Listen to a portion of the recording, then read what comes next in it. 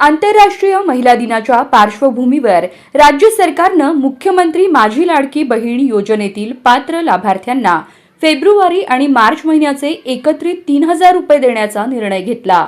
पण प्रत्यक्षात मात्र लाभार्थ्यांच्या खात्यात फक्त एका महिन्याचे 1,500 रुपये जमा झाले।